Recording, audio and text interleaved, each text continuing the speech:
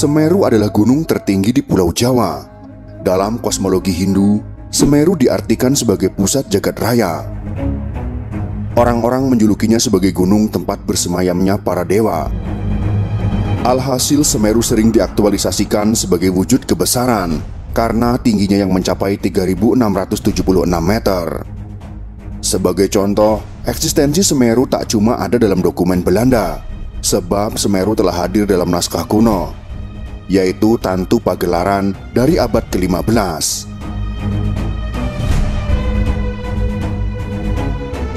Kehadiran Gunung Semeru dalam naskah Tantu Pagelaran jadi bukti bahwa gunung para dewa penting dalam peradaban di tanah Jawa. Dalam naskah Tantu Pagelaran dikisahkan awal mula Gunung Semeru berasal dari India.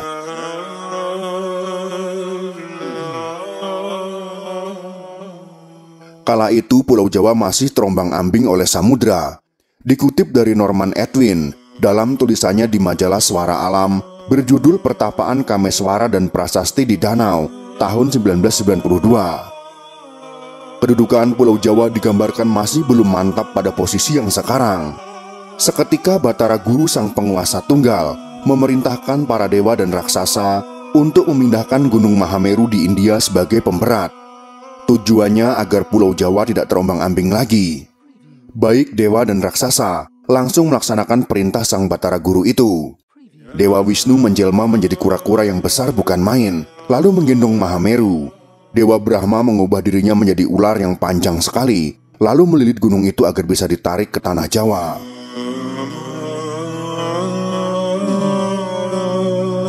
Mahameru kemudian diletakkan di barat Pulau Jawa, karena tak seimbang dengan buru-buru mereka memindahkan Gunung Mahameru ke timur.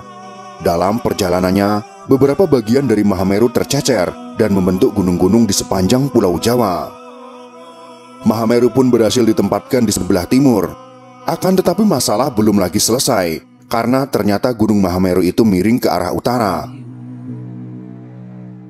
Diputuskanlah untuk memotong ujung gunung itu, lalu memindahkannya ke barat laut dan diberi nama Gunung Pawitra.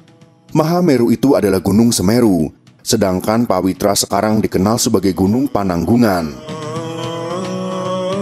Gelar Gunung Para Dewa pun dilegitimasi oleh cerita Gunung Semeru sebagai area pertapaan Dewa Siwa. Untuk memperindah lokasi pertapaan, Dewa Siwa disebutkan membuat sebuah danau untuk pemandiannya. Konon danau tersebut adalah Ranu Kumbolo. Kisah-kisah itu juga diperkuat dengan ditemukannya situs purbakala di sekitar Gunung Semeru. Yang paling terkenal adalah prasasti di Ranu Kumbolo dan Arcapada.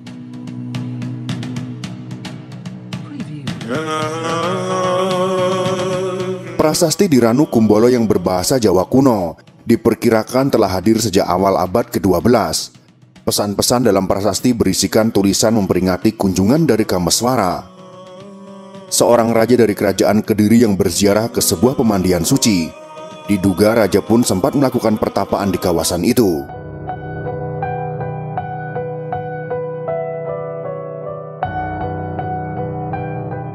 Orang yang berjasa mengenalkan Semeru ke dunia adalah ahli geologi berkebangsaan Belanda, yaitu J.F. Klingnet.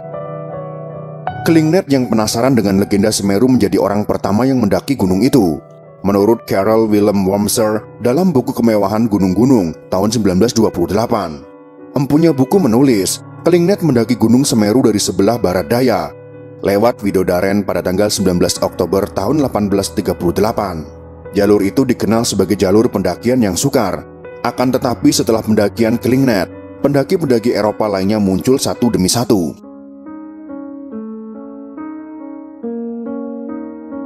Beberapa di antaranya ada nama seorang ahli botani berkebangsaan Belanda, yaitu F.W. Junghun, yang telah mendaki Semeru dari utara lewat Gunung Aye-Aye, Gunung Ider-Ider, dan Gunung Kapolo pada tahun 1844. Sesudahnya Residen Pasuruan mencoba peruntungan untuk mendaki Semeru, namun pihak Residen gagal mencapai puncak. Perlahan-lahan, Gunung Semeru pun menjadi populer. Kepopuleran itu berkat Badan Pariwisata bentukan pemerintah Hindia Belanda. Badan Wisata dengan akronim BVT itu lalu mencatatkan Semeru sebagai destinasi wisata wajib dikunjungi jika berkunjung ke Pulau Jawa.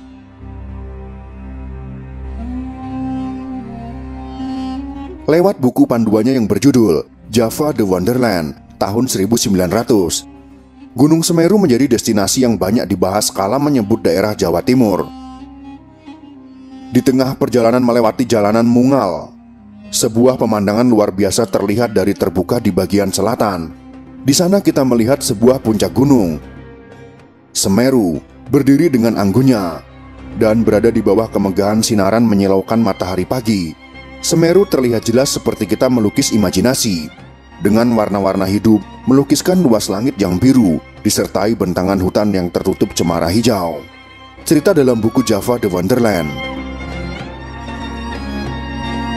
Untuk mengenang eksistensi Semeru, khalayak umum masih dapat mengakses catatan harian dari Suho Gi dalam buku Catatan Seorang Demonstran tahun 2008.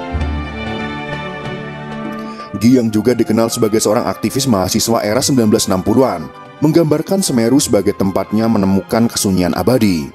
Selain itu, kemegahan Semeru juga dapat dilihat dari lagu gubahan salah satu band legendaris Indonesia, yaitu Dewa 19 yang berjudul Mahameru tahun 1994. Berikut ini adalah penggalan liriknya. Mahameru berikan damainya di dalam beku Arcapada. Mahameru sebuah legenda tersisa, puncak abadi para dewa. Itulah sekelumit kisah tentang sejarah dan legenda Gunung Mahameru, tempat bersemayamnya para dewa. Semoga informasi ini bisa bermanfaat untuk kita semua.